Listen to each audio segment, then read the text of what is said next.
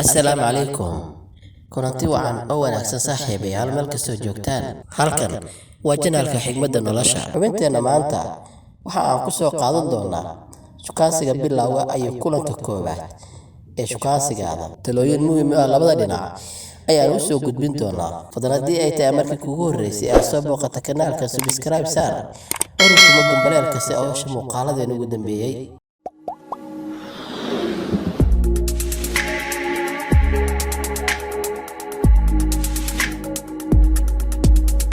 marka hore intaan u guda galin mowduuceena bilowga ah waxaa fiican inaad barato sida shukaansi qoraal ama soo jiidashada loo qoro sababtoo ah wax waliba waxa ay ku habboon yihiin aasaaska in laga soo bilaabo.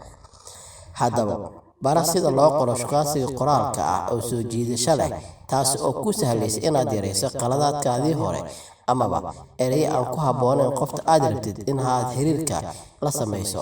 Haddaba waxaan idiin soo gudbin doonaa 3 arrimood oo muhiim u ah habeenka koowaad ee shukaansigaada ama kulanka koowaad ee shukaansigaada, taas oo kaga fogaanaysid in uu burburo ama ay burburaan kulamada xiga. Midda koowaad, ha ka hadlin xiriirkaagii hore, saaxiibka ama saaxiibtaadii hore. Ka hadalkan qofka aad xiriirka la lahaan jirtay munaasab kuma ahan in aad soo qaado kulankaada koowaad, sababtoo ah qofka aad markaasi la hadlayso isla markaana maskaxdiisa ayaa soo qabanayso in qofka aad ka hadli jirtay isaga oo ka fikirayo ama u malaynayo inuu ahaa xiriirkiina mid sareeyo. Waxa uu u arkaa qofka aad ka hadlayso xitaa haddii aad kala hartaan aadna goobta ku soo qaado sheegistiisa, waxaana suurtagal ah inuu iska dhaadhiciyo in noloshaada saameyn ay weli ku leedahay ama ay ku leedahay qofka aad ka hadlaysay. 2, in aad si xad dhaaf ah u ammaanto naftaada. Si kasta oo magac iyo sumcadba aad u leedahay, ma habboona kulankaada koowaad inaad si xad ka baxa u faanto, waayo qofka aad la hadlayso waxa uu iska dhaadhicinayaa inuu bartay qof faan badan. Taasina waxa ay ku keeni kartaa in laga shakiyo kulanka xigana uu khasaaro. Dadka faana inta badan waa kuwa laga shakiyo xitaa haddii ay dhab ka tahay wuxuuna qofka ku faanaya, taasina kuma habboono kulanka koowaad in aad ka hadasho. Haddii kale waxay noqon in aad afkaada isku disho halkaa oo aad meel cidla ahna soo istaagto.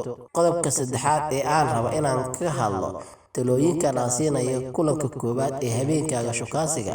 Ha ka hadlin arrimaha kuu gaarka ah, sirtaada hana soo bandhigin maalinta ugu horreysa adigoo isdhahayo ha ku arko inaad daacad tahay. Taasina waxay keeni karaysaa in qofka aad la hadlayso uu u arko qof aanan waxba qarinin, aana kuu jilciyo qof doqon ah, sababtoo ah wax waliba waxa ay leeyihiin maalin u gaar ah. Marka ku gaad maalin ku habboon inaad muujiso daacadnimadaada iyo inaad tahay qofka lagu kalsoonaan karo. Kalsoonidu waxay dhistaa qalbiga, waxa ayna isu soo dhaweysaa qalbiyada. Marka ma habboona in aad kala hadasho sirtaada, sababtoo ah waxay caqabad ku tahay kulamada xiga. Intaas ayaan kusoo gabagabaynayaa daawada xubinteena tan intaan ku kulmi doono mid xigto. Nabadgelyo.